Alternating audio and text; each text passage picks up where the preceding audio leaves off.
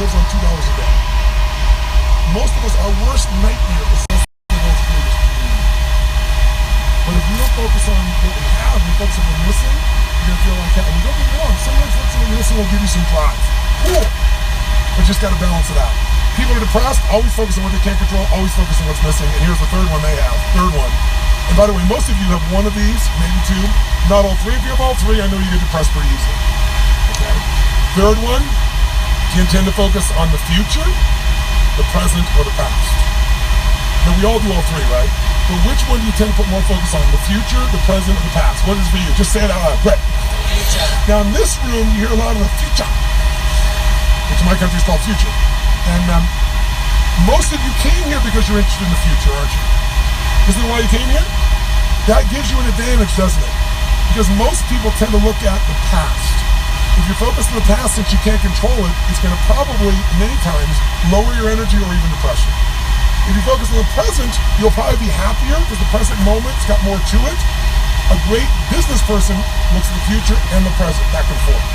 A great happy human being tends to live in the present. A miserable human being tends to live in the past.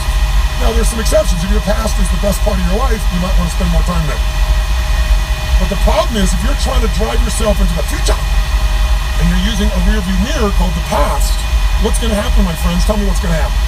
You're going to crash. You're not going to go backwards, you're going to crash. Make sense?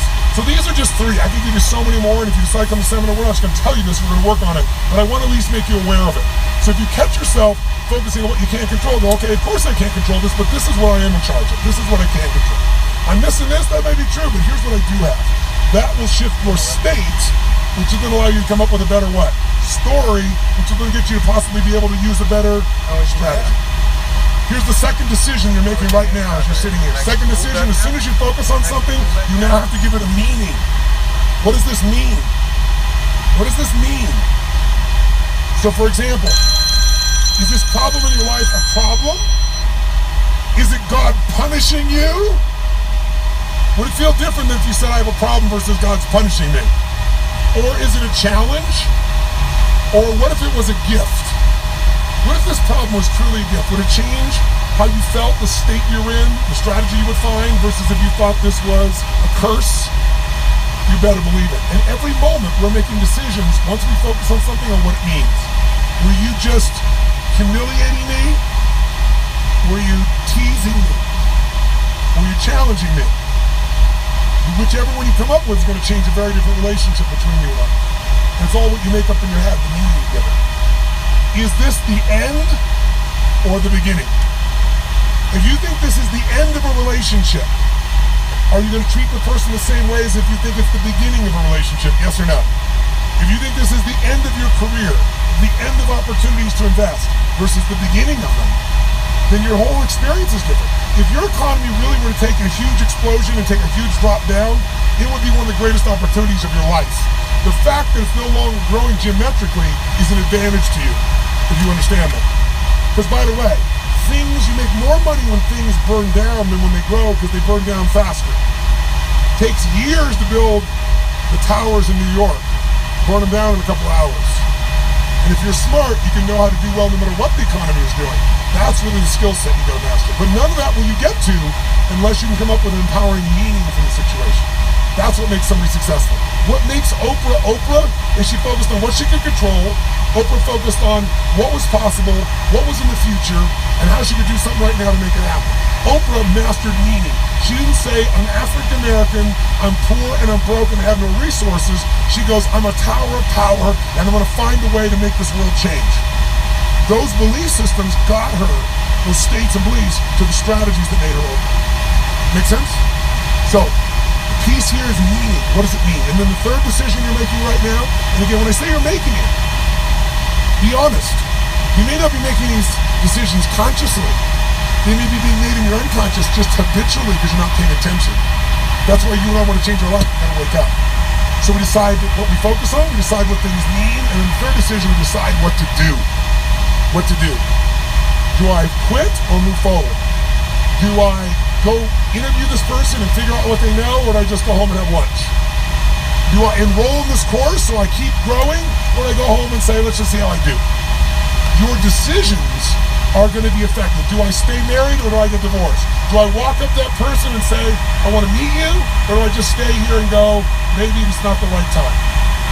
Your decisions of what to do are powerfully shaped by the emotions you're feeling. The emotions came from the meeting. The Tony Robbins podcast is directed by Tony Robbins and hosted by Annie York. Carrie Song is our executive producer. Tyler Culbertson is our associate producer. Jamie Carvajal and Adriel De La Torre are our digital editors. Special thanks to Diane Adcock and Mary Buckheit for their creative review. Copyright Robbins Research International.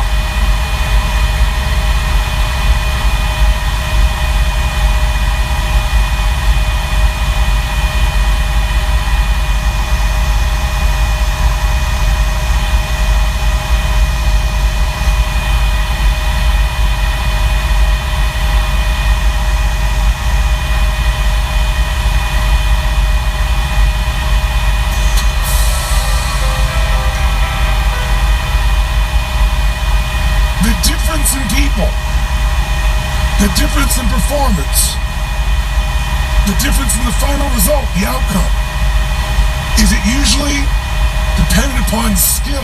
Is that what makes one person better than another, yes or no? How many have seen someone with an unbelievable innate skill get wiped out by an athlete, a person, a business individual who clearly had less skill? How many have seen this happen? Say, It's our ability to maximize. We said on day one, leaders are what transform organizations. You want to grow this company, you want to transform this company, leaders do it. A leader doesn't mean everybody else follows you. It just means that you have a higher what? A higher standard than anybody else does. What will make you the leader is when you have a higher expectation, not of other people. Anybody can do that. Of whom? Of yourself. So if you want to know what does it take to take things to the highest level, what's going to take to change my business permanently, not temporary, you go home and you can install some of these strategies, skills, tactics, tools, insights, and see a significant change. And if that change is going to be a lasting company of value that keeps growing, then the things you've learned here have to become the standard for your organization, not something you did for a period of time. Whenever you look at somebody and say, why are they more successful than anybody else? It's always because of step one, they've raised their standard. If you go back home and you want to change your life in any way, personally, professionally, or your company, as boring as it sounds, as stupid as it sounds, you might say, I spent all this time, this energy, this money, and you're going to tell me to raise my standards? Yes. How's my little lady doing today? Even though it's not sexy, it is the only thing that creates lasting change. Question mark. You can go on a diet and you can lose weight, but what will that person eventually do? They'll go where? Back, unless they raise their standard. Now that sounds so trite and stupid and positive thinky or old school. The truth is, it's the truth. So maybe I can language it in a way that's more compelling to you, or more simple. What does it mean when you say raise our standards? It means you turn your shoulds into musts. The difference in people is that they turn their shoulds into musts. The things that you used to say I should do, you do your shoulds when it's convenient, when it's comfortable, when it goes your way. But when something is a must, not to other people, but a must to you, do you find the way to get it done, yes or no? So, the difference in people is what's their must, or another word for that is what's their standard. Every person in this room right now, our bodies are a reflection of our physical standards. They're not a reflection of our desires. Most people have a desire for more energy, or a better body, or a stronger body, or a more fit body. You don't get our goals, we get our musts. The ones that are the must become how you are. And guess what? It shows up in your rituals. When it's a must, you have different rituals, different things you do consistently. When you must have your body a certain way, then you should, or you'd like to, or you want to. When you're talking about it, say, Yo, kid, what's up, boy? No, the only way to change your body, my man, what's up, baby? Now, I'm not telling you what it should be from now on. I'm just saying, maybe it's time for you to take a look. Because many times you set the standard a long time ago, or you lost the standard completely because most of us base our standards by our environment. Who you spend time with, as we tend to become. So if everybody around you is gaining a little weight, or everybody around you is, constantly tired, after a while, even if you are high energy, you don't want to make fun of them or tease them or make them feel bad. So gradually, subconsciously, you lower your own standard just a little bit. And that little bit is that old metaphor, overused but true. You take a frog and put him in boiling water, what's he going to do? Jump right out. But if you put him in and turn the water real slowly, over time, you'll boil to death. That's most people's lives, isn't it? And it's usually because you haven't remembered the power of who you spend time with. Who you spend time with is who you become. So one of the things that's great about these 5 days is you found people from all over the world who are all absolutely committed to it, day and night, night and day, literally, sometimes with food, sometimes without. But the standard was, I'm here to maximize who I am, what I'm about, what I'm going to take home, what I'm going to create. That raises your game. Remember, play against someone you're better than, your skills going to go down. Play against someone better than you, just to stay in the court, the game has to go up. Want to change your life? Raise your standard.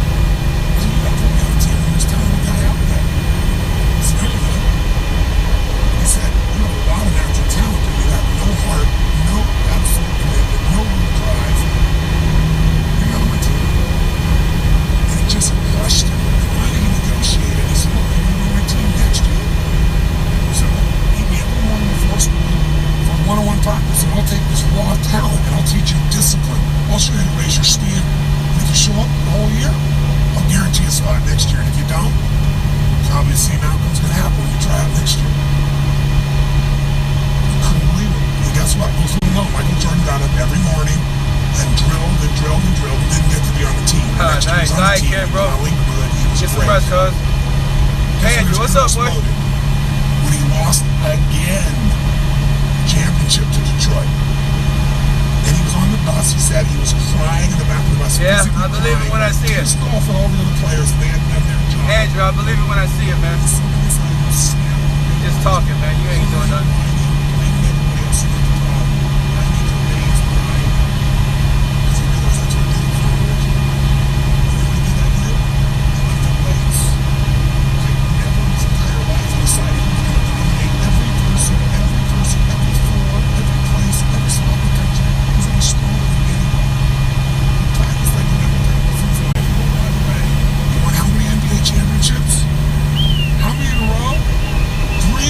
Retired, came back, and won how many in a row? 3. Never anybody in history would even dream of such a thing, especially after retirement. That's the power of raising your standard. But guess who he competes with? Michael told me one time, he goes, Tony, if I competed with other people, I wouldn't be who I am. You see, my competition is with the best I can be. They're trying to compete with me. That's why I beat them. Because they're competing with where I am. But I'm competing with where I can be. Think about that mindset. Think how your life would be different if you raise the standard of what you expected from yourself. Let it be for yourself to that level. How things could shift. It's all about changing your shoulds to musts. It's all about going back and saying, this is how it's going to be. It's like when Gary Vee was here and he was kind of just saying, man, I'm working so hard, man. I work from 9 to 6. He goes, yeah, what are you doing from 8 to 2? 8 p.m. to 2 a.m. That's when you master your craft. I always say to people, it's what you practice in private that you'll be rewarded for in public. People say, oh my God, you're doing this great ability, this great skill. They don't see all the hours. This class, this course, I know tons of the stuff like the back of my hand. But if you talk to my team who's exhausted, they'll tell you we're up to 4 a.m. almost every night. To be able to figure out how to provide for you a life cycle, again, to be real, so you can think about Nike and have people accurate information about when did they really get to young adult, when they fall down. You gotta make phone calls, read financials, do all kinds of stuff. You do all that stuff. You're doing all these things and you've accomplished so much, and I figure out how to make it even better. That level of commitment is what makes you great at what you do and gives you that little edge that makes you stand out from everybody else. And that standing out is what makes somebody absolutely own an industry or brand themselves like nobody else in the world. That process is what this is about. Raise your standard. You gotta go home, you gotta say, where are we gonna raise the standard? What am I gonna take that's been my should and make it absolute must? Where are we gonna do that as a team and how are we gonna pull it off? Now, who here is ever, by the way, your income right now is a result of your standards as well. It's not the industry and it's not the economy. Who here is making more money today than you made 10 years ago? Let me see your hands. How many feel like it's not enough today? Let me see your hands. And how could that be? Real estate's so cheap now. Computers are cheaper than they were then. You get so much more for your money. Because once you achieve a level, who knows what happens? You immediately close the gap, you create a new gap. That's because that's what makes us grow. I just want to go back to where you were 10 years ago. Not many, some of you would be, because it's gotten worse in the last 10 years for you. The majority, there's no way. See, once you're fortunate enough, if you don't like cleaning house, once you're fortunate enough to have somebody clean your toilets, you will not be doing that again. Unless you like that. You'll find somebody who loves cleaning toilets and you'll pay them handsomely. Because now to go back and do that, once you've got the privilege of not having to do that, it's a different game. It's a gross metaphor, but who gets what I'm talking about here? Say, ah. Once you have a must,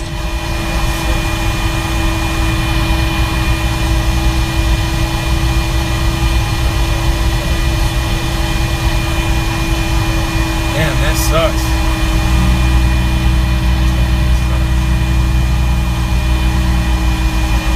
What are you gonna do?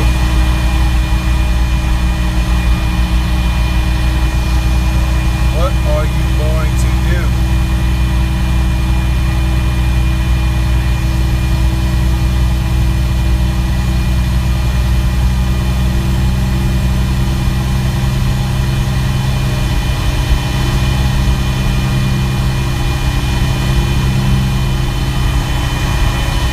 How long will that be?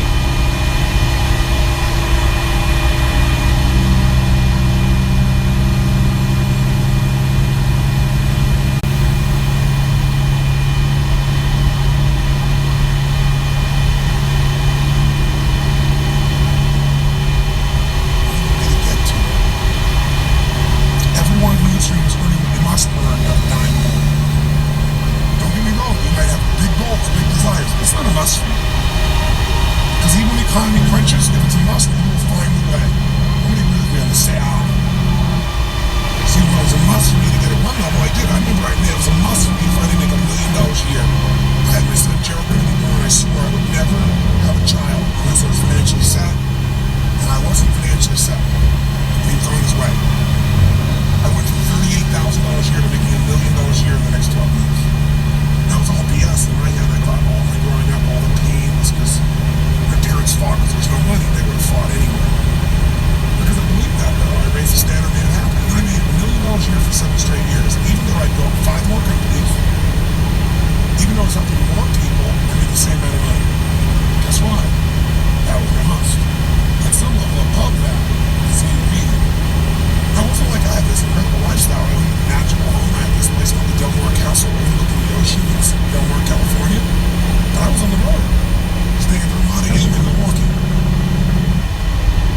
of shag carpeting and smelly, dead animals on the wall on my birthday.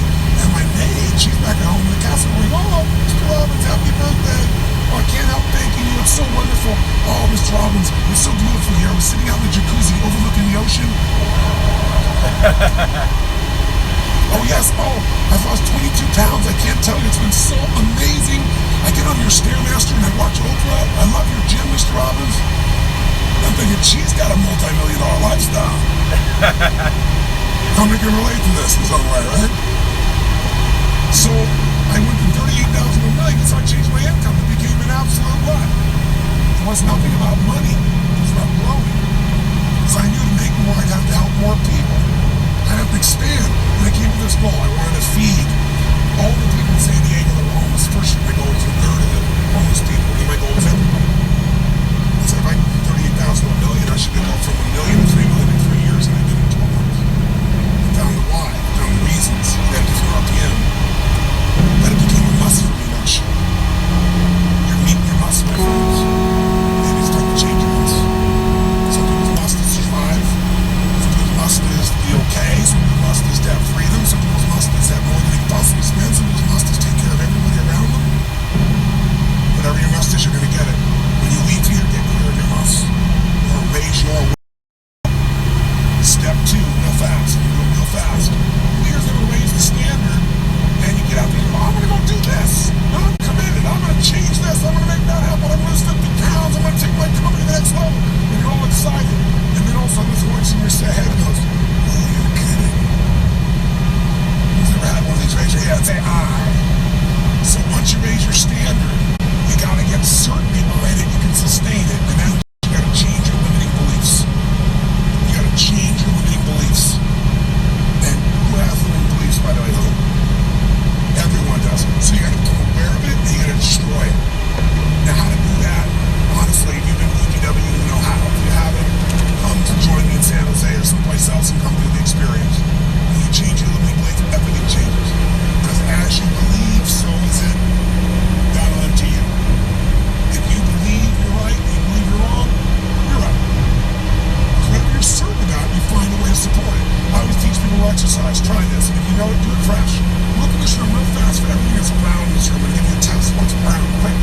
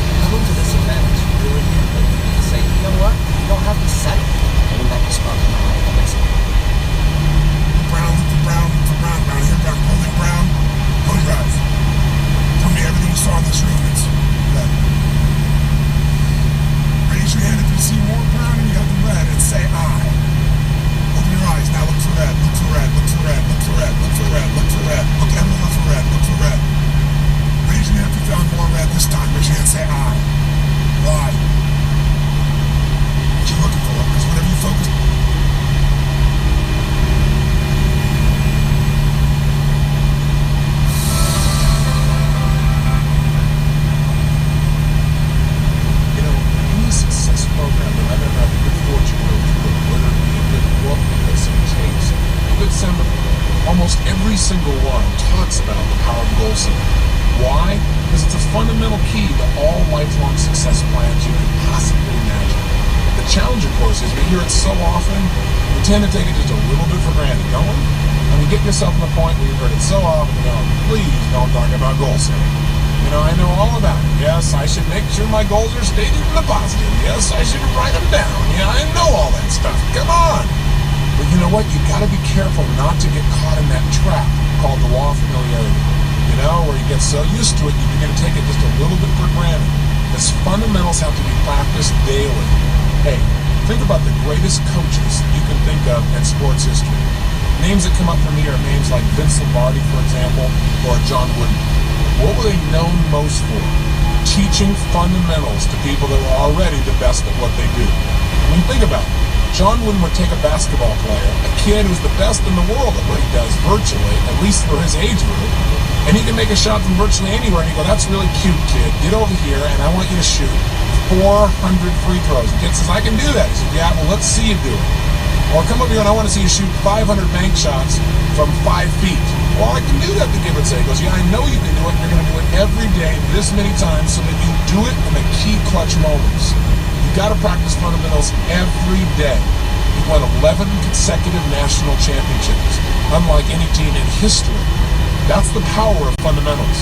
So anytime I do a workshop, anytime I try and do tapes, usually I put a goal-setting workshop in there. And some of them have some similarities. So if you've done one with me before, here's a chance to do it again and do it even more effectively. Invariably, when I hear people say something like, oh, teach me something new, I know they aren't into mastery.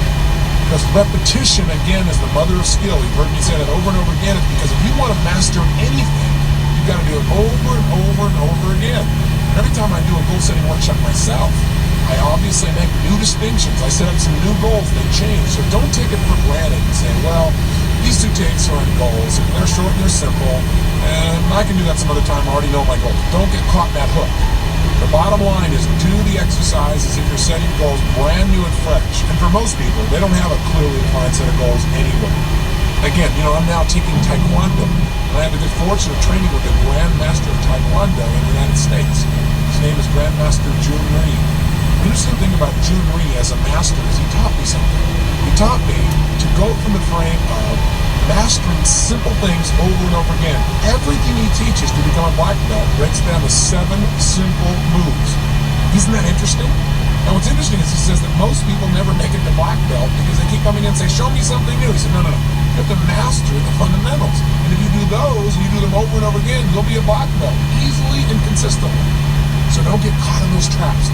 Break through the bonds of your past and look at the world in a whole new way where you understand fundamentals must be practiced daily and you'll do whatever it takes. You're not bored by fundamentals. You get excited about doing the daily things that create the ongoing level of happiness and joy you want for a lifetime. Now, let's take a quick look. What is the power of goals? Why do we talk about them so much? Why do we need to use them? Why are they important? Answer, with goals, we create the future in advance.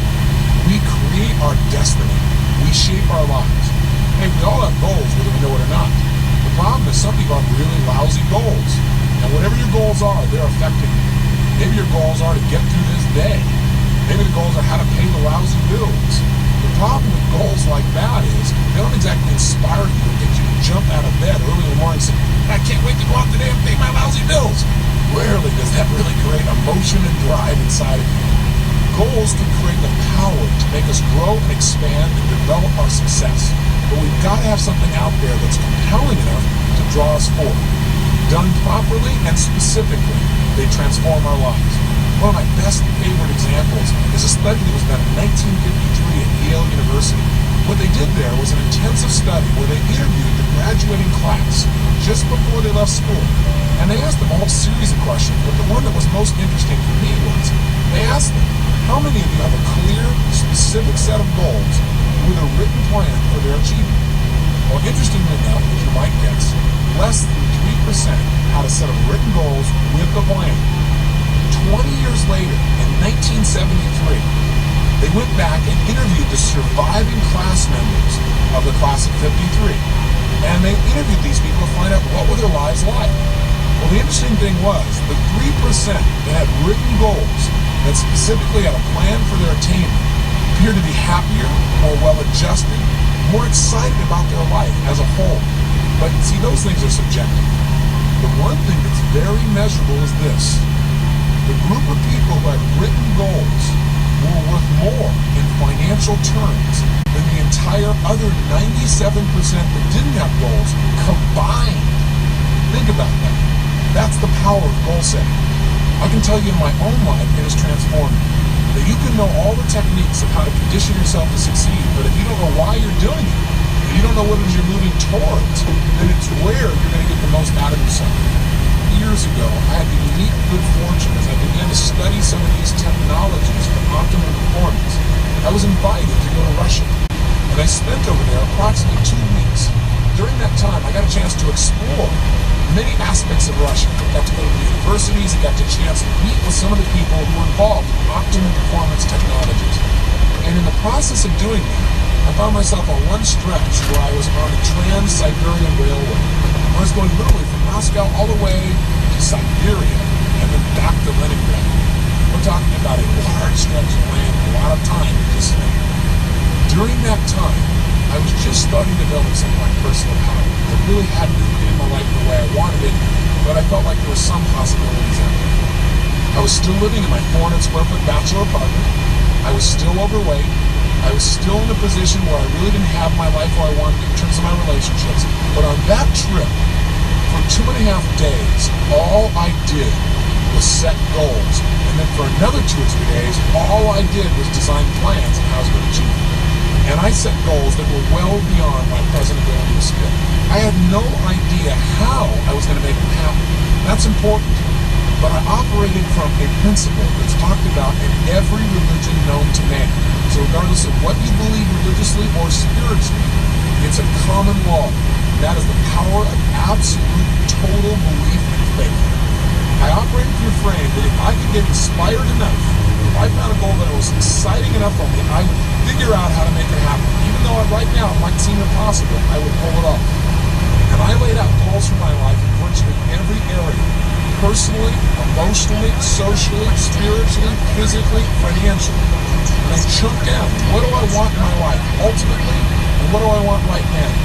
And a lot of areas I thought, well, I can make it happen. I can get control of my emotions. So I set goals about how I wanted to be, how I wanted to communicate, how much joy I wanted to have, how much passion, how I wanted to live every single day, the kind of person I wanted to be as a human being. I described my relationships. I described the woman of my dreams in detail. I took 6 pages to describe exactly the kind of person, mentally, emotionally, socially, and spiritually I wanted in my life, and physically. I described her in detail. In addition to describing how I wanted my kids to be, I described everything. Now you might say, well, gosh, you're really creating a lot of limitations. I set goals, and I look at them, and I review them to see if they still make sense to me, but I did it in detail. I also did it in the area of finances, and I set some pretty absurd goals. I decided I wanted to make $250,000 a year in personal income. At the time, I was making less than $3,000 a month. $3,000 was a good one. Guess what happened? I came back. I laid out this plan. In fact, I did the plan when I bought in Russia. I have it to this day, where I broke down the whole thing. I show it oftentimes to people in my seminars, so they get an idea of where I was and what I actually created, just by designing the roadmaps necessary for success. I came back and began to implement. A lot of my plans, I have to tell you, did not work out. But I achieved over 80% of my goals in less than 12 months. I mean, massive change. I went well beyond anything I dreamed of. I changed myself physically. I lost all the weight. I changed myself emotionally and developed the confidence that was necessary. I changed myself and my relationships massively. I attracted the woman of my dreams. I married her about a year after that. I decided I wanted to have 4 kids. I got 3 instantly. What a deal. I was on a roll. I took myself from totally broke financially to over $1 million net worth in less than 12 months. You talk about massive change. My life changed every level. I mean, I can tell you how much my confidence changed, but I go, oh, big deal. But it did. My level of confidence, my level of faith, my ability to create rapport changed radically. I mean, and I also set thing goals besides my personal development goals because I felt confident that I could probably accomplish some of the development within myself. But I felt like I can control that. I can't control the outside world or my economics or the ability to get things. my hang up at the time. I set goals for things like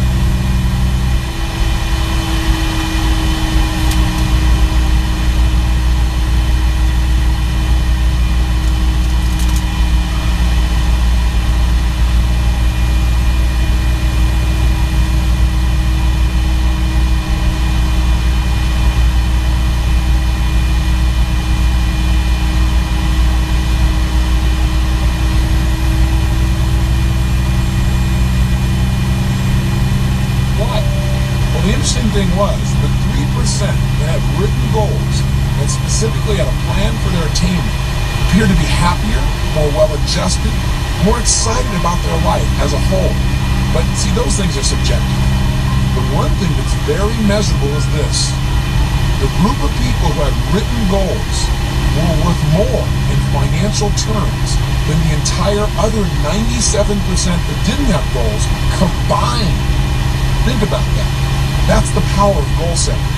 I can tell you in my own life, it has transformed me. That you can know all the tech how to condition yourself to succeed, but if you don't know why you're doing it, and you don't know what it is you're moving towards, then it's rare that you're going to get the most out of yourself. Years ago, I had the unique good fortune as I began to study some of these technologies for optimum performance. I was invited to go to Russia, and I spent over there approximately 2 weeks. During that time, I got a chance to explore many aspects of Russia. I got to go to the universities, I got the chance to meet with some of the people who were involved in optimum performance technologies. And in the process of doing that, I found myself on one stretch where I was on the Trans-Siberian Railway, where I was going literally from Moscow all the way to Siberia and then back to Leningrad. We're talking about a large stretch of land, a lot of time to just think. During that time, I was just starting to develop some of my personal power. I really hadn't created my life the way I wanted it, but I felt like there were some possibilities out there for me. I was still living in my 400 square foot bachelor apartment. I was still overweight. I was still in a position where I really didn't have my life where I wanted it in terms of my relationships. But on that trip, for 2.5 days, all I did was set goals. And then for another 2 or 3 days, all I did was design plans on how I was going to achieve them.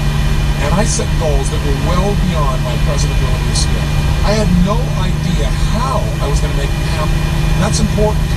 But I operated from a principle that's talked about in every religion known to man. So regardless of what you believe religiously or spiritually, it's a common law. That is the power of absolute, total belief and faith. I operated from the frame that if I could get inspired enough, if I found a goal that was exciting enough for me, I would figure out how to make it happen, even though right now it might seem impossible, I would pull it off. And I laid out goals for my life in virtually every area. Personally, emotionally, socially, spiritually, physically, financially. And I chunked down, what do I want in my life ultimately, and what do I want right now? And a lot of areas I thought, well, I can make it happen. I figured I can get control of my emotions. So I set goals about how I wanted to be, how I wanted to communicate, how much joy I wanted to have, how much passion, how I would live every single day, the kind of person I wanted to be as a human being. I described my relationships.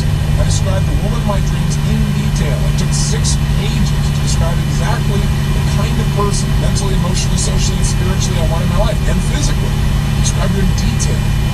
In addition, I described how I wanted my kids to be. I described everything. And you might say, well, gosh, you're really creating a lot of limitations. I set goals, and I look at them, and I review them and see if they still make sense to me. But I did it in detail. I also did it in the area of finances, and I set some pretty absurd goals. I decided I wanted to make $250,000 a year in personal income. At the time, I was making less than $3,000 a month. $3,000 was a good month. Guess what happened? I came back. I laid out this plan. In fact, I did the plan on the back of a map that I bought in Russia. I have it to this day, where I broke down the whole thing. I show it oftentimes to people in my seminars, so they get an idea of where I was and what I actually created just by designing the roadmaps necessary for success. I came back and began to implement it. A lot of my plans, I have to tell you, did not work out. But I achieved over 80% of my goals in less than 12 months. I mean, massive change. I went well beyond anything I dreamed of. I changed myself physically, I lost all the weight. I changed myself emotionally and developed the confidence that was necessary. I changed myself in my relationships massively. I attracted the woman of my dreams. I married her about a year after that. I had decided I wanted to have 4 kids. I got 3 instantly. What a deal. I was on a roll. I took myself from totally broke financially to over $1 million net worth in less than 12 months. You talk about massive change. My life changed at every level. I mean, I can tell you how much my confidence changed, but you might go, oh, big deal. But it did. My level of confidence, my level of faith, my ability to create rapport changed radically. I mean, and I also set thing goals besides my personal development goals because I felt confident that I could probably accomplish some of the development within myself.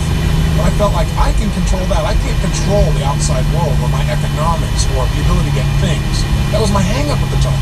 I set goals for things like I was going to have a limousine, a stretch limousine. I mean, how absurd. I had a car that was breaking down continuously. I had a stretch limousine within 6 months. I mean, I'm talking about massive, massive change. I mean, you can't imagine the kind of miracles that happen. I know this sounds fluffy and bizarre, but it really works. I remember the first time I went to Fiji. It's my favorite place in the world. I thought, I've been everywhere. I've been to most major countries in the world. This is the most beautiful, amazing land I've ever been to. I gotta own a piece of property on this specific island. I never would have thought in a million years. But 2 years later, after setting that goal, I'd own an island. I'd own a resort in Amali. It's one of the top 3 resorts in Fiji now. I go there 4 times a year with 20 of my best friends, and we all have a blast. And we set our goals there. We look at our lives and balance it and have fun. I mean, it's amazing. But there's just, if you were to try to tell me that 2 years earlier, I would have said you are absolutely insane. You're nuts. There's just no way. I mean, get real. I'm here to tell you, don't get real. Get intelligent. Because what's real to you today is based on your past, based on your past experiences. And if you limit your future based on your past, you're not going to go anywhere. You've got to get the goals that are big enough to drive you, to excite you. So don't stop and go, how do I do it? That's not the first step. The first step is get it down. If you do that, you can create your island, your paradise, whether it's something emotional inside of you want to create, like a character change or a behavior or a habit, or whether that's a business you want to start, or whether that's some kind of money you want to earn, or something you want to give to your children. And I'm telling you, it can happen. The magic that you've heard about and dreamed about is real, and it starts with a simplistic process of taking these generalized impulses of desire and starting to define them with more precision. This is the power of goal setting. And we don't understand totally how it works. There's something beyond just what we understand of writing something down. Something happens. You become a creator when you write down goals and you get clear as to absolutely why you make them happen. And by the way, that's the key that we're going to touch on here in detail. You've got to make sure that you not only set goals, but you get absolutely clear why you want them. Because there's a fundamental key to goal setting that changed my life, and that is this. Purpose is stronger than outcome. What do I mean? Well, I think that the purpose of goals is not so you get things. The purpose of any goal, the real reason to set goals, is what they will make of you as a person. Hey, look, at the end of your life, all the things that you accumulate are not going to make you happy. At the end of your life, all you're going to have is who you become as a person. The moment you create in your life, you'll never forget. So some people in life, they go out and set goals and they do it blindly. They say, these are the things I want to have in my life. And they focus, let's say, on things. And there's nothing wrong with focusing on things. I want you to have as many things as you want. That's part of life too. That's part of the manifestation process of creating results.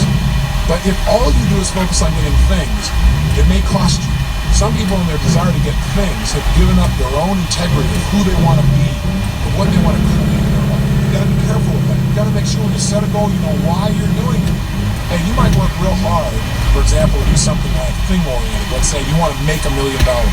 But see, $1 million only motivates you so much.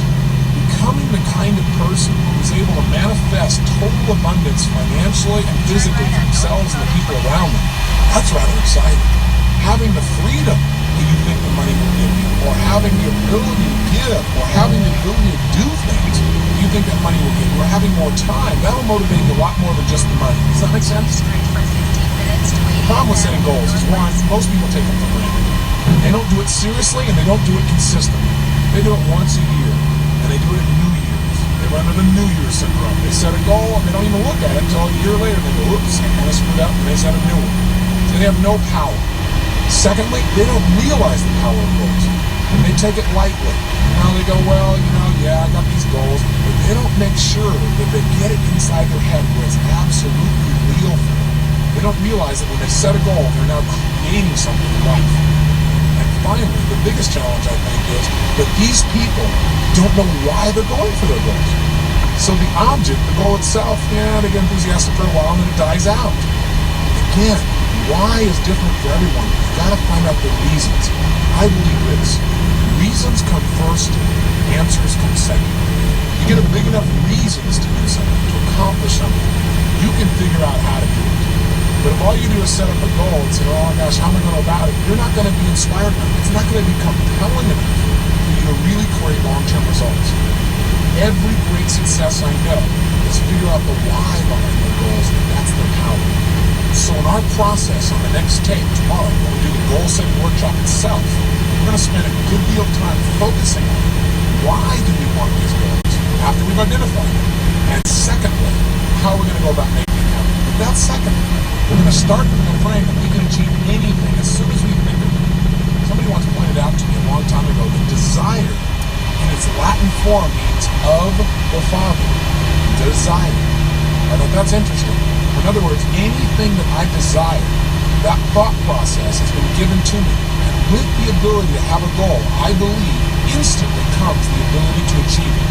That ability is built within us, or we wouldn't have the desire in the first place. So come from that place and watch what you can do to create a new reality of success in your life. Now, I got a question for you. Do you know why goals really work? Well, there are lots of theories, but I'll tell you what a few of mine are. Number one, I believe in all two things. That whatever we focus on consistently, we experience in our life. You and I know that's true when we talked about earlier this day. But if I pay attention to one area of my life and I focus on it, that's what's going to be real for me. That's what I'm going to feel. I also believe that whatever we focus on consistently, that our thoughts are things, and as you think, so you create, so you manifest. So part of goal setting is just by having that focus, and again, having a consistent focus. You can't just set goals one time and never look at them again. You really expect long-term results. Although, hey, that's better than not having any target at all. At least your subconscious mind knows the general direction of moving. But the power is doing it consistently with you. Point number one is, I really believe that if you focus on something, you'll experience it. Secondly, when you set a goal, there's an interesting dynamic that happens. And that is, when you set a goal, basically you're acknowledging to both your conscious and subconscious minds that where you are right now is not where you want to be. Which is, you begin to notice the distinctions between where you want to be and where you are. And as you feel that distinction, your brain becomes dissatisfied. And part of what motivates human action is a sense of dissatisfaction. I mean, hey, when you're totally comfortable and relaxed, feeling pleasure, you're not super motivated to do whatever it takes to make things happen, generally, as a generalization. However, when we get dissatisfied, that's when we got some real power. In fact, I tell most people in life, one of the biggest traps that most people fall into is called success. For a lot of people, success is a trap. Because what happens is when they get successful, oftentimes they tend to party. When they fail, they tend to ponder. And out of that pondering, sometimes they make some new distinctions. Dissatisfaction is a power that you want to take advantage of, not something for you to try and hide yourself out from. There is real power in finding some things you want to move away from. Because look, pressure is what creates human behavior. Pressure and tension are primary drivers of our actions. I mean, think about it on a ridiculously simple level. What makes you want to eat? Is it not a certain level of pressure or tension? What is it that makes you want to eliminate during the day? Pressure or tension in your body that makes you want to get up and take that action? What makes you want to make love and be with somebody? There's a certain amount of pressure that creates that feeling. Learning to manage pressure and tension in your life is probably one of the basic fundamental lessons we all must master if we really want to have a balanced life where we really feel happy and successful. But learning to use pressure in goal setting is absolutely critical. With literally no pressure to go for it, we have no motivation. And so a certain amount of pressure is generated when you clearly define what it is you want and you see that you aren't there. It creates a gestalt. Your brain says, hey, I want that. I'm not satisfied where I am. And you begin to have that drive. Don't hide out from it. Welcome it. Look at it every single day. Pressure isn't necessarily negative. It can be very positive, again, if you look at it as a tool for influencing yourself to take consistent action towards your success. You all know the metaphor, don't you? I mean, pressure is how diamonds are created. They're just rocks that got under intense pressure, and now they're turned into a gem. You need to use that same metaphor for yourself and use goals as a way of pressuring yourself. Because, see, I know a lot of people, when they think about goal setting, they say, well, I don't want to commit to somebody else about this thing because then I'll feel all this pressure. That's great. That is fabulous. That means you're not going to back out. I mean, hey, when I decided a year ago I was going to work out every single day, I was going to exercise, I realized the best way to make sure I kept that commitment was, number one, understand why I was doing it. Not just saying I'm going to exercise. And I realized in order to accomplish the level of goals that I have in my life, I need an abundance of physical energy, vibrancy. So I have something to communicate with. So I have something that can drive me. Without that, I've ended up running out of emotional gas while I'm continually driving up this mountain called success. So I didn't want to float down running out of fuel. I decided I'm going to keep that up every day, and being physically vibrant requires a certain level of exercise. So I understood why, and I linked it to having better relationships. I linked it to having more energy for my kids. I linked it to how I feel emotionally. I linked it to my level of physical vibrancy. I linked it to my business success. I linked it to my ability to contribute to others. Well, I had a lot of motivation going on there. But in addition, what I also did is I used pressure. And I went around and on several of my programs, specifically on one I do for business people especially, called The Power to Influence, one for salespeople. On that program, I made it really clear that the only way to succeed was demand more from yourself than other people would expect. And that I had decided and would absolutely exercise every day of this year. I might reevaluate in the future, but I'd do it this year. And I've kept it, and I'm telling it to you too, so I have to commit even more. I don't have a way to turn back. You follow me. Use pressure to your advantage. Use committing to certain people to your advantage. People that will not let you off the hook. That's part of the why. Sometimes you don't feel like doing anymore, and the only why is, hey, because I don't want to not keep my word. That's okay. Whatever it takes to get you to follow through and create results. So this tape today is designed primarily on one purpose, and that is to get you clear on the power of goal setting, what it can do to change you, and the critical element to success and goals. And that is creating a strong enough why and enough pressure to follow through. One of the ways we can create a strong enough why, by the way, is not just to write down the positive whys. In other words, gosh, I want this goal because it'll give me this and this in my life, or I'll be able to contribute this and that. But in addition, I've learned to create some of the quote-unquote negative whys, something I never would have done years ago. I'd say, God, that's being a negative person. But what I mean specifically is, when I set goals now, I not only write down why I'm absolutely committed to making that goal a reality, but I also now write down, why am I going to get this? And I do it from the frame of, if I don't achieve this, what would it cost me? And I get a list of whys, of prices I'd have to pay not to have the goal. Because see, what we want to do to get ourselves to succeed is link pleasure to getting the goal and pain to not getting the goal. That way our brain will be driven to use all of our resources to make it happen. Does that make sense to you? So I know for some of you it may sound negative to say, well, what would it cost me if it didn't happen? But I think if you understand how the human brain works, we want to use the carrot and the stick. Hey, we're in charge. We can do this with anything with ourselves. If we don't like our goals, we can change them at any time. Part of the power of goal setting is flexibility. Not just getting stuck because years ago you set a goal. Reevaluating and saying, based on where I am now in my life, is that still the right goal for me? Is that the right direction? I encourage people to set goals no less than twice a year. And I have them review their goals in detail at least once a month and review their top goals daily. It is that kind of consistent review that will keep you on track and produce those results that you're committed to. So right now, the purpose again today is to get you clear on how to unleash this power. And part of that power is the power of why. Why do you want things on the positive? And the power of being dissatisfied. So here's your exercise for today, and then tomorrow we're going to actually unleash you into a goal-setting workshop. And you might want to review and listen to this tape again so you're inspired when you go to do that exercise, because I want you to really come to life and know you're about to create real results when you start that workshop. Today, though, pull out your success journal, and here's your assignment. What I'd like you to do is I want you to write down two things. Number one, what are some of the areas you are dissatisfied with? Now, I don't want you to feel bad, real negative about it, but just be honest with yourself. What are some of the areas of your life that are not enough? It's not good enough. It's not where you deserve to be. It's not where you're committed to having to be. Take a look at yourself physically, emotionally, spiritually, intellectually, financially, in your relationships. So the question I want you to ask yourself is, what's not good in my life? What am I not satisfied with? And get inspired as you write it down, because whatever you write down, you're going to be able to change. And that's number one. Make a good list of things you're dissatisfied with. That'll create some pressure inside of you. Create some powerful new goals. And number two, write down what kind of beliefs would I have to have? What are a couple of additional beliefs, since we talked about that earlier? What are 2 or 3 other beliefs that I would probably need to have in order to really set goals and achieve them? What are 2 or 3 new beliefs I need to live by in order to really start achieving my goals? That's your simple assignment for today. Just leave today with a focus on getting big enough whys. The power of why is the power to achieve your dreams. I'll see you tomorrow.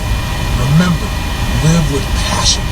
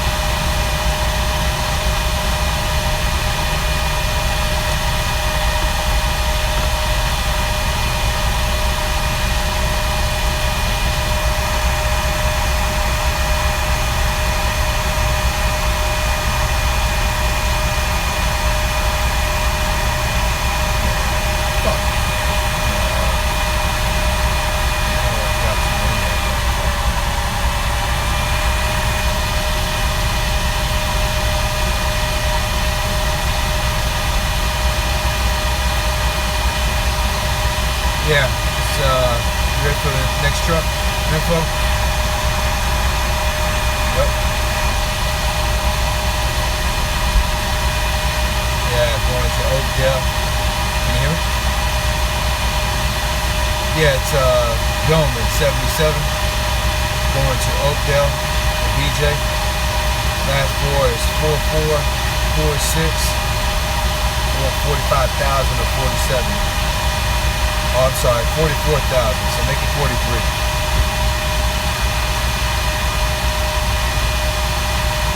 Yeah, 43. Yeah, as I was reading it, it said, usually we get 45, but they said 44, so make it 43.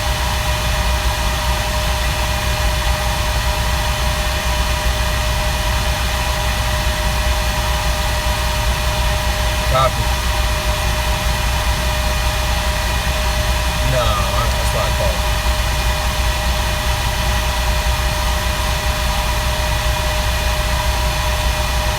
Okay, thanks. Copy.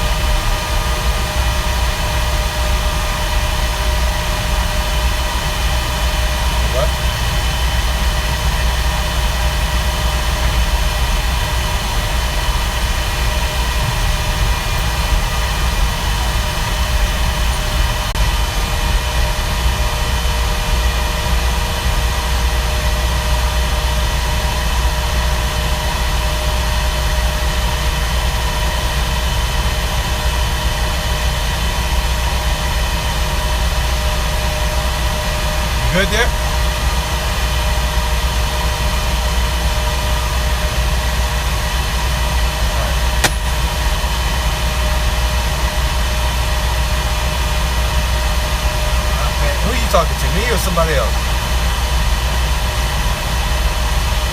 Yeah, I got you, bro. Green light. Yep. All right, bro. Okay.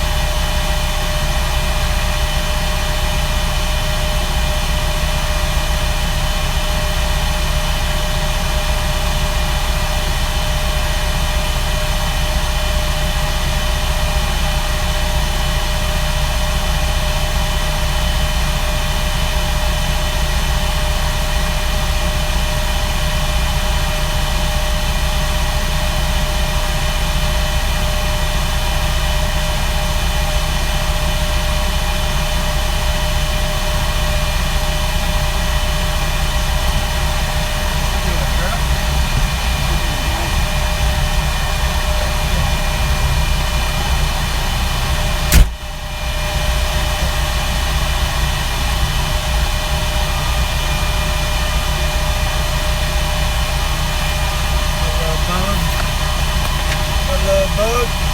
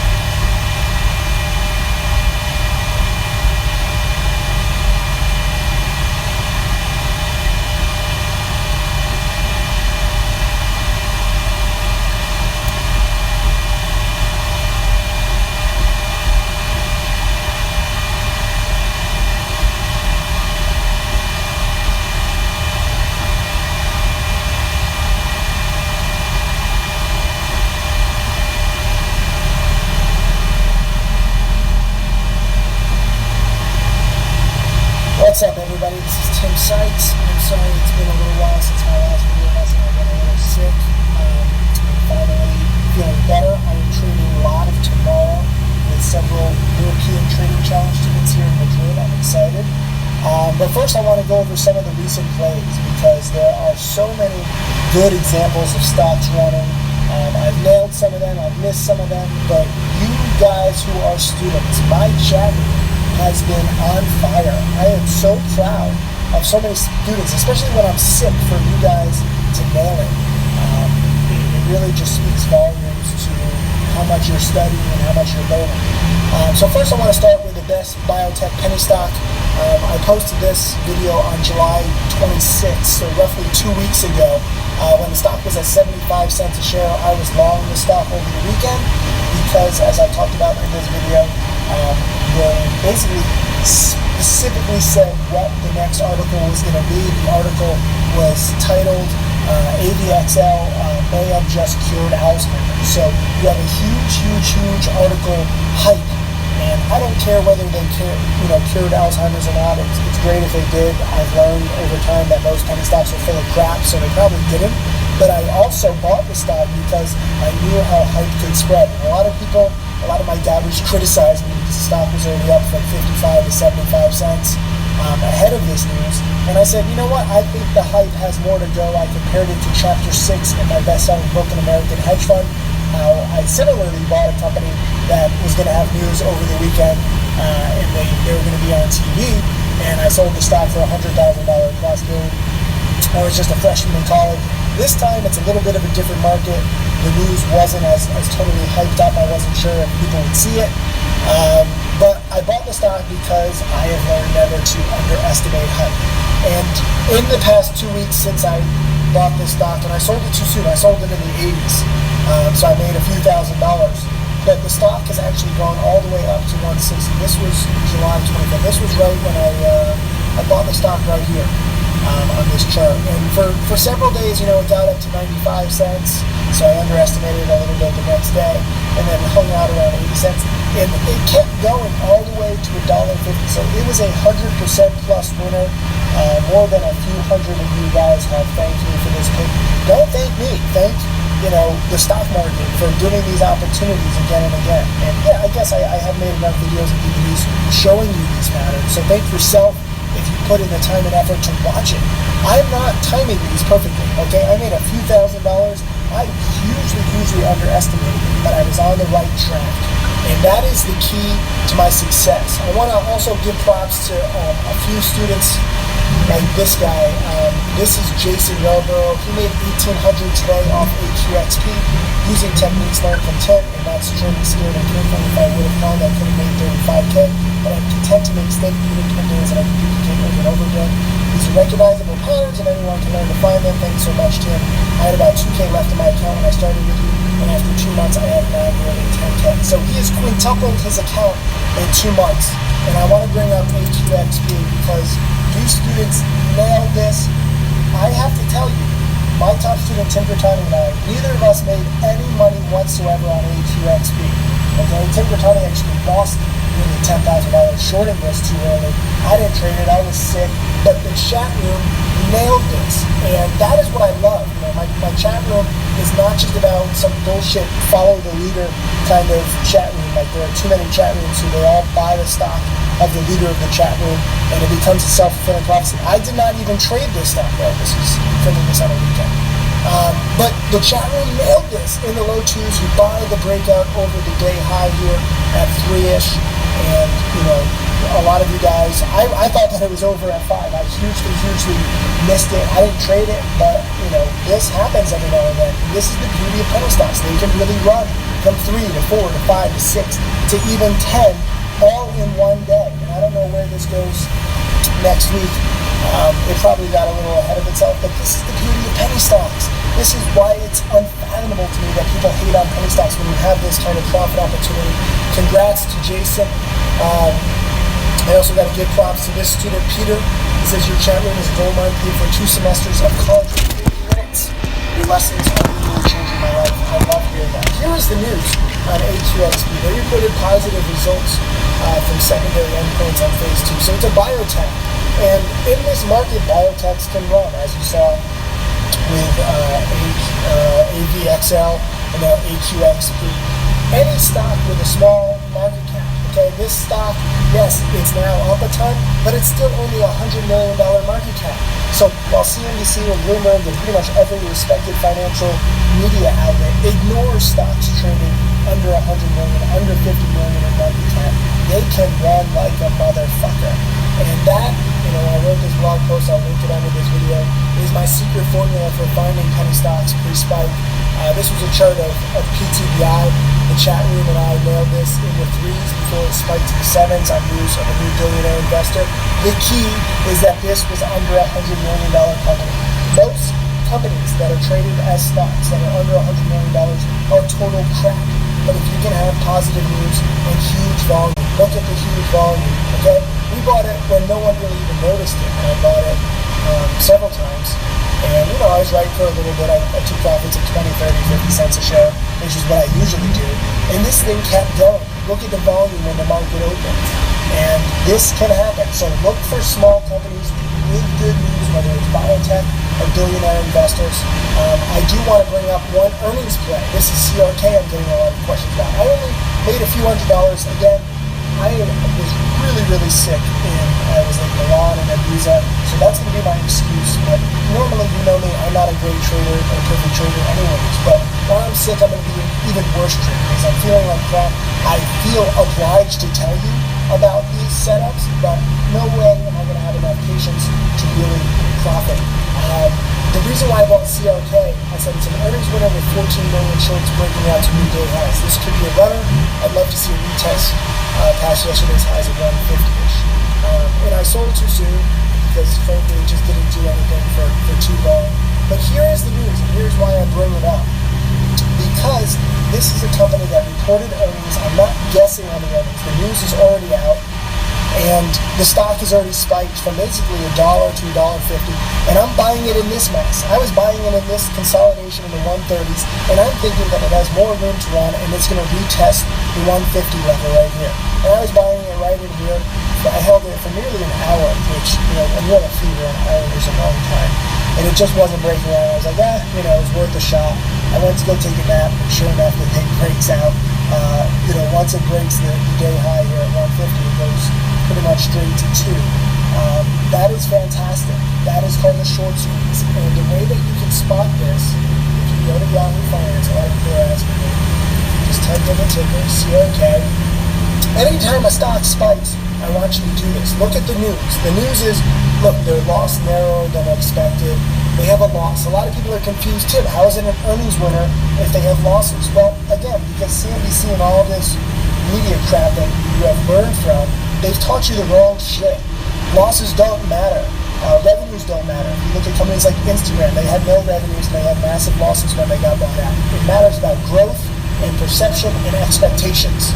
And for whatever the reason, this company had a loss, but it was the expectations were that they were already going to have losses. So they did better than the expectations. That's good. Look at the market cap. Even after the run up here at 173, it's only an $82 million company. So when I was buying it, it was like a $60 million company.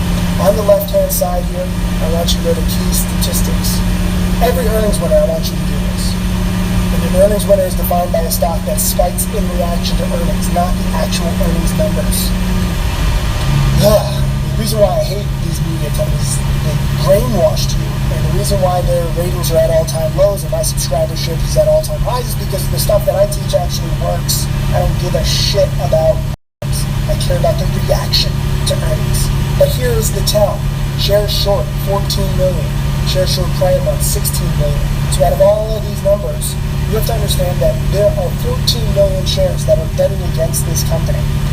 When the stock spikes from $1 to $1.50, every single one of those shorts is nervous. This stock just spiked 50% in a few hours on the back of news. That means that it could go up more. What do you do to get out of a short? You have to buy to cover your short position, which means that there are 14 million shares that can now buy the stock that is at $1 down from 27. The shorts think that this company is going to go out of business. That is why you bet against the stock trading at $1 a share. When a company has earnings that are better than expected and can spike 50%. All of those shorts are scared shitless, and then you're looking for signs that it's going to be more of a short squeeze. If you look at the volume is only 3 to 4 million shares per day. So if all 14 million shares decide to cover on a day, or even half, you're going to have millions of shares that will have to buy and the stock can spike. That is how I spotted this earnings winner. Even though I mistimed it, it kept going. AQXP, same exact thing. It's a small market cap on a Friday in a slow market. This is my secret formula, okay? It's not that secret. It's just finding small companies that the whole world hates on and ignores, waiting until they have news and volume, and ideally lots of shorts, and trying to hold on for the ride. And I almost always sell too soon, and yet I have still made over 4 million. I want to give props to students. Randy Fox says, of all the gurus and market coaches I've had, Tim Sykes is the best. This system works. It teaches well, and the students can make money. Thank you, Randy. I'm honored. I'm going to even call out students like JJ Garcia. He made $100 on CRK. Third trade ever. Still a bit scared, watching lessons and DVDs. It's okay to trade scared. I encourage you to trade scared. Like that other guy, Jason, who made $1,800 and is trading scared, and yet he's quintupled his money. You don't have to worry about how fast your account can grow with these stocks. What you have to worry about is blowing up or losing money. So always trade scared. But if you catch one of these runners, whether it's an earnings winner or a biotech runner or anything, you will be surprised. Excuse me, I'm still a little sick. How fast these stocks can spike and how fast your accounts can grow. Here's Nicholas. He bought, look at this. This is incredible to me. Nicholas has this kit, long AQXP at 332 and out at 370 on 19,000 shares. So he made 40 cents a share on 19,000 shares. He made nearly $10,000. And mind you, this stock, look at the chart on AQXP. I'm sure he's...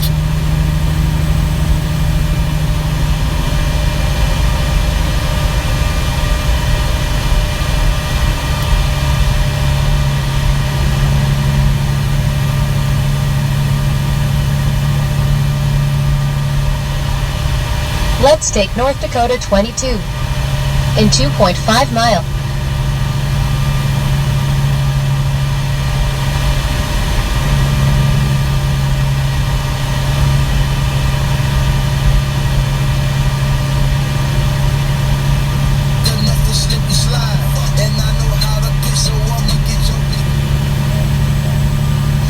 The Friday chart. So he bought it right in here on the breakout at like 320. The breakout over the morning highs. It's not totally random. Buy on breakouts. He bought it in the 320s and he sold it here on the run up here when it was having some problems here at 370 and he made nearly $10,000. Then it goes up another $8 a share. So he could have, would have, should have made, what's 19,000 shares times, I guess another $7 a share. So he could have made 140 grand. The fact is, he made nearly 10 grand, and that's damn good. Very rarely will you see a stock run up like AQXP 211. That only happens a few times a year, so if you can catch it and run with it, that's fantastic. But understand that it doesn't happen every day. Most stocks, you're going to try and buy these runners for earnings or biotechs or whatever reason, and they'll run like CRK, where CRK, did break out past the day high of 150 right here. And, when it broke out past 150, it went to 2-ish. That's more reasonable. So I don't want you to think that every stock is going to go from 2 to 11. But if you buy a stock like this with an earnings win and it's breaking out past day highs, 150 to 2, or where I was buying it 130 to 150 In 1 is mile. reasonable. Turn left so on North just have Dakota proper 22. expectations. Fantastic job, Nicholas. Congrats on your nearly 10,000. Here's Trader 12. Locked in 1,500. He was in at 280, or maybe it's a her, I don't even know. Out at 332. Got all the way up to the 560s as I'm typing this, and now it's up to 11. So it's okay to sell too soon. I'm going to say that throughout this. There's Genders 33. I was trying to keep up on Friday with how many people profited. Literally 600 or 700 people messaged me thanking me, and my doubters are like, but he didn't even trade it. Why does he get credit? That's the beauty of having video lessons and DVDs that teach this exact pattern. I don't even have to trade it. I don't even have to give the buy alert. You guys are becoming self-sufficient, and that makes me so proud. Genders was in at 3 out of 5.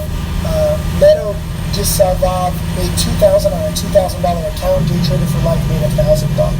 Fantastic. Benji made $655.10 in 10 minutes. Thanks to the chat room. Here's Justin in at 306 out of 454, made 50% return. I bring up these things because a lot of people out there think that making 50% in Turn an left hour, on North or Dakota 50% in a 22. day, or even in a week or a month or even in a year is impossible. It's not if you have the right indicators and the right mindset. So congrats to you, Justin. Here's Mike. Finally, Continue the hard straight work for pays 40 off, minutes double to my 3rd investment Street here. Northwest. This is the beauty of penny stocks, guys. Let the whole world hate on them. You guys see the truth. Here is D. Shane. This is a fantastic message. He's a challenge student, and he got in at 297, out at 614, biggest win yet. So he doubled his money, D. Shane, and I'm very proud of you. Jerome played AQXB in at 283 out of 350, and then in at 550 out at 615. I sold everything too early. Thank you. It's okay to sell too early. You notice a little trend here. Here's Munawar saying AQXB Supernova straight out of my DVD, Penny Stocking Part 2. Everybody, you must watch Penny Stocking Part 2. I know that the market commentaries and experts, quote experts, say that these kinds of patterns, I've never seen them, it's craziness. I've cataloged them. It's not craziness. It's been going on for 15 years. This is how I become a millionaire, a multi-millionaire, and I almost always, I don't think I've ever sold at the top of any of these. I always sell too soon. So do not feel bad if you sell too soon. Here's Steve Burns, made $1,800 on AQXB, and he says, I'm an excellent teacher, thank you. Here's Nikhil, this is awesome. And he has a screenshot. In at 2, out at 10-ish, made $77,000.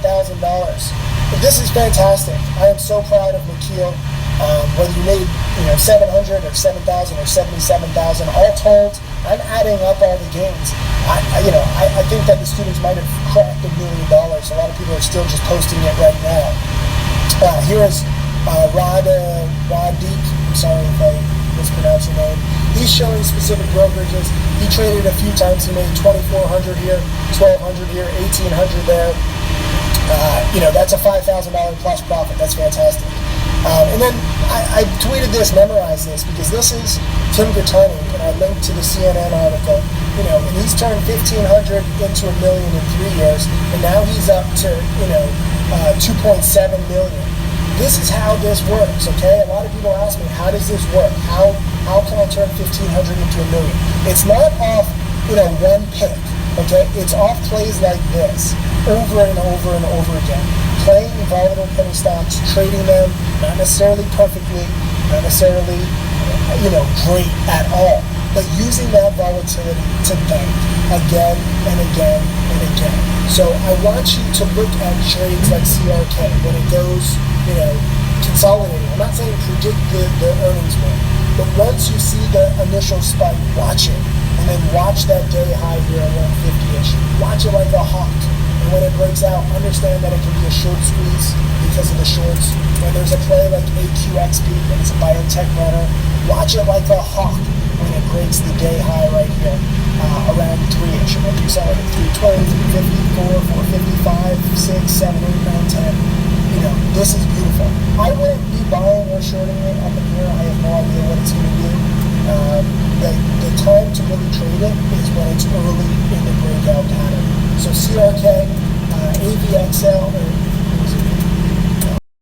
when I was buying it, at 75 cents, I wouldn't be buying it here in the 130s or 140s. I actually posted a commentary on Thursday in the chat room when it broke out. It did break out past the former high of 160 and 165, but it was just by a few cents. It was a really weak breakout.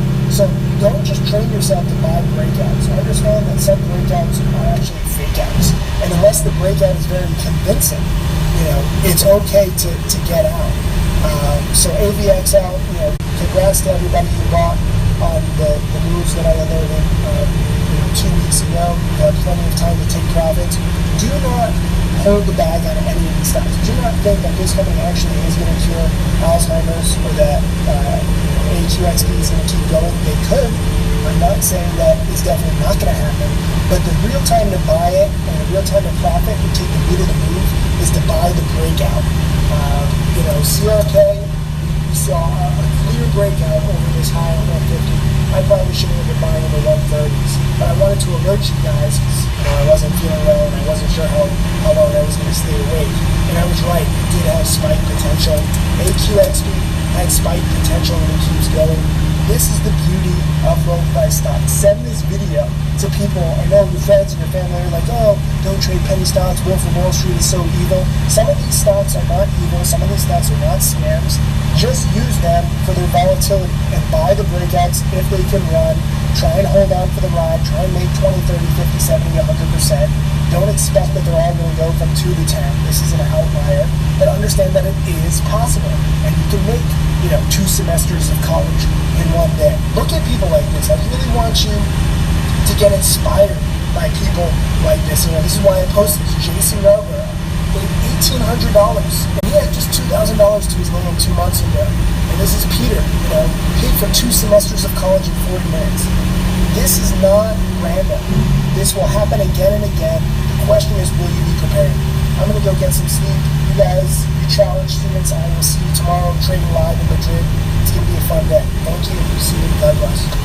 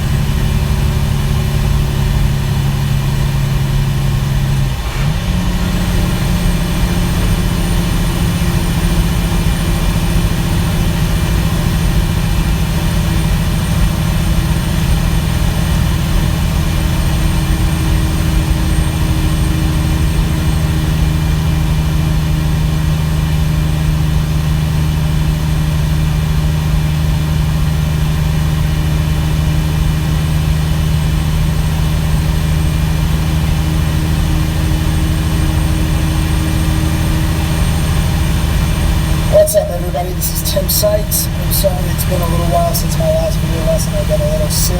I'm finally feeling better. I am training live tomorrow with several European Trading Challenge students here in Madrid. I'm excited. But first I want to go over some of the recent plays because there are so many good examples of stocks running. I've nailed some of them, I've missed some of them, but you guys who are students, my chat has been on fire. I am so proud of so many students, especially when I'm sick, for you guys to nail it. It really just speaks volumes to how much you're studying and how much you're learning. So first I want to start with the best biotech penny stock. I posted this video on July 26th, so roughly 2 weeks ago. When the stock was at 75 cents a share, I was long the stock over the weekend because, as I talked about in this video, they basically specifically said what the next article was going to be. The article was titled AVXL may have just cured Alzheimer's. So you have a huge article hype, and I don't care whether they cured Alzheimer's or not. It's great if they did. I've learned over time that most penny stocks are full of crap, so they probably didn't. But I also bought the stock because I knew how hype could spread. A lot of my doubters criticized me because the stock was already up from 55 to 75 cents ahead of this news. And I said, you know what? I think the hype has more to go. I compared it to Chapter 6 in my best-selling book, An American Hedge Fund. I similarly bought a company that was going to have news over the weekend, and they were going to be on TV. And I sold the stock for $100,000 cost gain. I was just a freshman in college. This time it's a little bit of a different market. The news wasn't as totally hyped up. I wasn't sure if people would see it. But I bought the stock because I have learned never to underestimate hype. And in the past 2 weeks since I bought this stock, and I sold it too soon, I sold it in the 80s. So I made a few $1,000s. But the stock has actually gone all the way up to 160. This was July 20th. This was right when I bought the stock right here. On this chart, and for several days, it got up to 95 cents, so I underestimated it a little bit the next day, and then hung out around 80 cents, and it kept going all the way to $1.50, so it is a 100% plus winner, more than a few hundred of you guys have thanked me for this payment. Don't thank me, thank the stock market for giving these opportunities again and again, and yeah, I guess I have made enough videos and DVDs showing you these patterns, so thank yourself if you put in the time and effort to watch it. I'm not timing these perfectly, okay? I made a few $1,000s. I hugely underestimated it, but I was on the right track. And that is the key to my success. I want to also give props to a few students like this guy. This is Jason Yarborough. He made $1,800 today off AQXP using techniques learned from Tim, and that's straight skill and careful. If I would have held, I could have made $35K, but I'm content to make steady gains and I can duplicate over and over again. These are recognizable patterns and anyone can learn to find them. Thank you so much, Tim. I had about 2K left in my account when I started it, and after 2 months I had now nearly 10K. So he has quintupled his account in 2 months. And I want to bring up AQXP because these students nailed this. I have to tell you, my top student, Tim Bertani, and I, neither of us made any money whatsoever on AQXP. Okay, Tim Bertani actually lost the $10,000 shorting this too early. I didn't trade it, I was sick, but the chat room nailed this, and that is what I love. My chat room is not just about some bullshit follow the leader kind of chat room. Like there are too many chat rooms, so they all buy the stock of the leader of the chat room, and it becomes a self-fulfilling prophecy. I did not even trade this stock, right? This is on a weekend. But the chat room nailed this. In the low twos, you buy the breakout over the day high here at 3-ish, and a lot of you guys, I thought that it was over at 5. I hugely missed it. I didn't trade it, but this happens every now and then. This is the penny stocks. They can really run from 3 to 4 to 5 to 6 to even 10 all in one day. And I don't know where this goes next week. It probably got a little ahead of itself, but this is the beauty of penny stocks.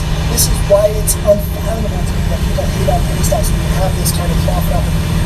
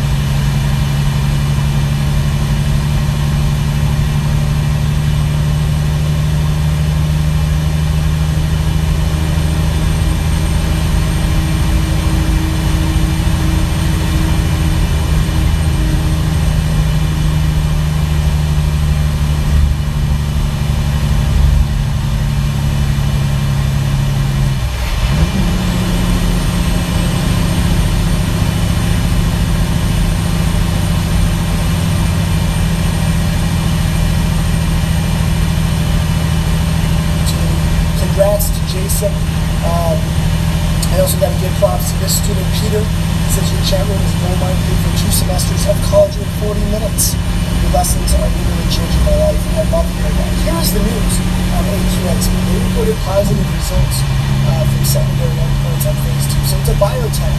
And in this market, biotechs can run, as you saw with AVXL and now AQXP. Any stock with a small market cap. Okay, this stock, yes, it's now up a ton, but it's still only a $100 million market cap. So while CNBC and Bloomberg and pretty much every respected financial media outlet ignores stocks trading under 100 million, under 50 million in market cap, they can run like a motherfucker. And that, I wrote this blog post, I'll link it under this video, is my secret formula for finding penny stocks pre-spike. This was a chart of PTBI. The chat room and I nailed this in the 3s before it spiked to the 7s. I used a new billionaire investor. The key is that this was under a $100 million company. Most companies that are traded as stocks that are under $100 million are total crap. But if you can have positive news and huge volume, look at the huge volume, okay? We bought it when no one really even noticed it, and I bought it several times. And, I was right for a little bit. I took profits of 20, 30, 50 cents a share, which is what I usually do. And this thing kept going. Look at the volume when the market opened. And this can happen. So look for small companies with good news, whether it's biotech or billionaire investors. I do want to bring up one earnings play. This is CRK. I'm getting a lot of questions about. I only made a few $100s. Again, I was really sick. I was in Milan and Ibiza, so that's really my excuse. Normally, that I'm not a great trader, I'm a perfect trader anyways, but when I'm sick, I'm going to be even worse trader because I'm feeling like crap.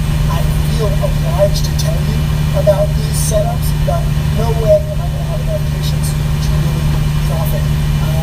The reason why I bought CRK, I said it's an earnings winner with 14 million shares breaking out to be really nice. This could be a runner. I'd love to see a retest past yesterday's highs of 150-ish. And I sold too soon because frankly it just didn't do anything for too long. But here's the news, and here's why I bring it up. Because this is a company that reported earnings. I'm not guessing on the earnings. The news is already out. And the stock has already spiked from basically $1 to $1.50. And I'm buying it in this mess. I was buying it in this consolidation in the 130s. And I'm thinking that it has more room to run and it's going to retest the 150 level right here. And I was buying it right in here. I held it for nearly an hour, which, when you're in a fever, an hour is a long time. And it just wasn't breaking out. I was like, it's worth a shot. I wanted to go take a nap, and sure enough, when it breaks out, once it breaks the day high here at 150, it goes pretty much straight to 2. That is fantastic. That is called a short squeeze. And the way that you can spot this, if you go to Yahoo Finance or Yahoo, just type in the ticker, CRK. Anytime a stock spikes, I want you to do this. Look at the news. The news is, look, their loss narrower than expected. They have a loss. A lot of people are confused too. How is it an earnings winner if they have losses? Well, again, because CNBC and all this media crap that you have learned from, they've taught you the wrong shit. Losses don't matter. Revenues don't matter. Look at companies like Instagram. They had no revenues. They had massive losses when they got them down. It matters about growth and perception and expectations. And for whatever reason, this company had a loss, but it was the expectations were that they were already going to have losses. So they did better than the expectations. That's good. Look at the market cap. Even after the run up here at 170, it's only a $2 million company. So when I was buying it, it was like a $60 million company. On the left-hand side here, I want you to go to key statistics. In 5.3 miles, turn right on 3rd Street Earnings Northwest. winner is defined by the stock that spikes in reaction to earnings, not the actual earnings numbers. The reason why I hate these media companies, they're brainwashed you. The reason why their ratings are at all-time lows and my subscribership is at all-time highs is because the stuff that I teach actually works. I don't give a shit.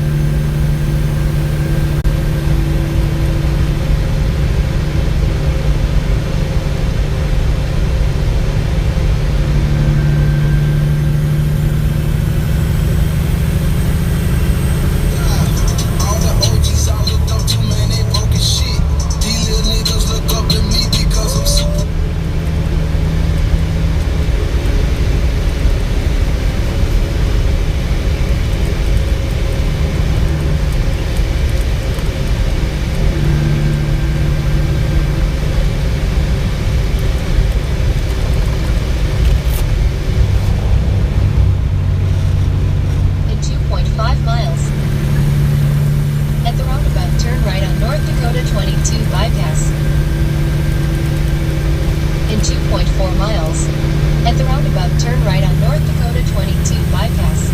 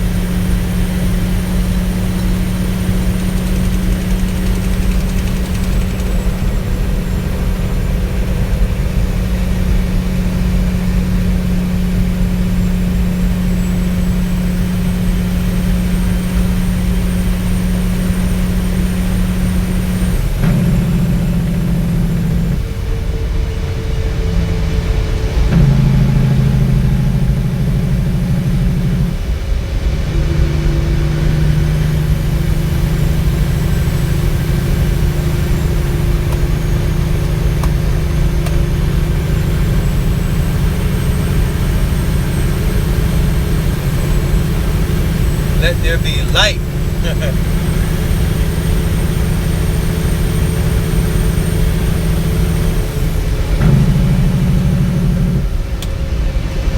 Shit went out there, motherfucker.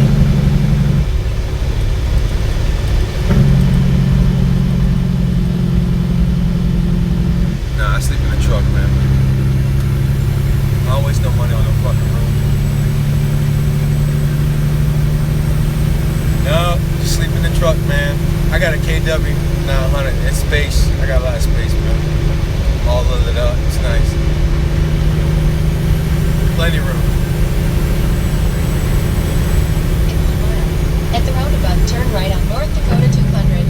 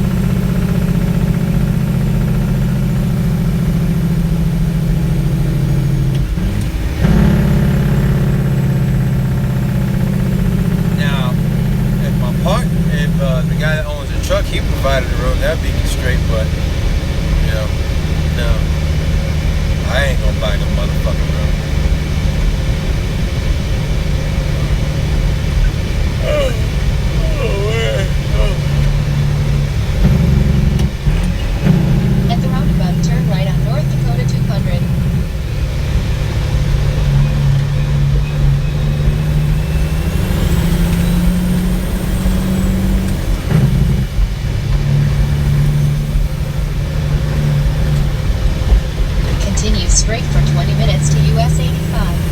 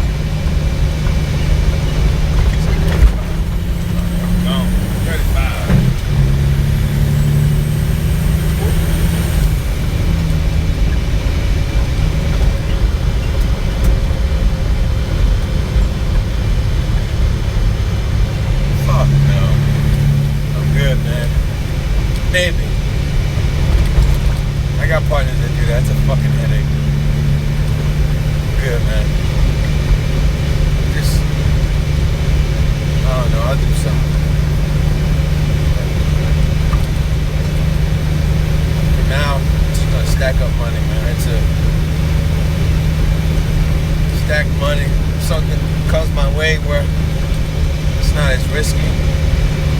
No headache. Yeah, it's more money. Make more money than the risk is. Then yeah, I'm all about it. But right now, I'm just focused on making a fucking shit ton of money, enjoying life. And that's it. Everything else will fall in place.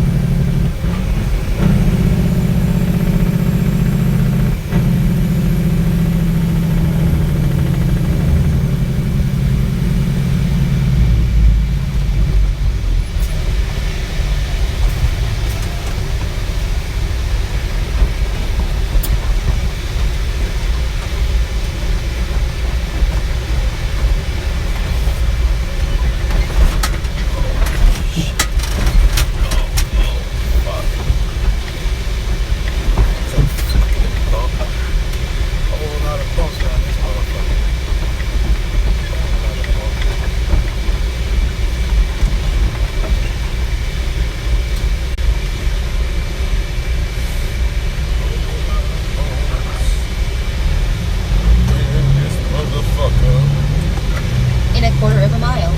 Turn right on US 85.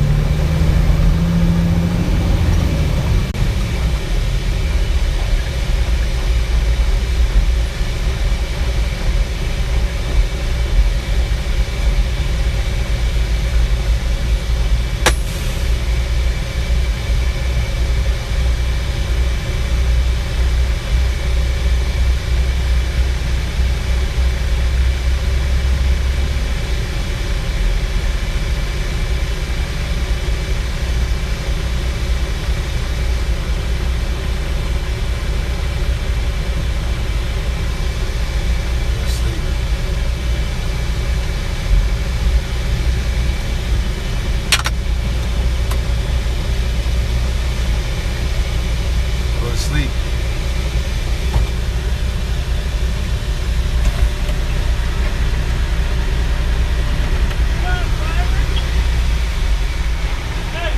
Yeah. I'm about to go to sleep, man. What you the show? What you got?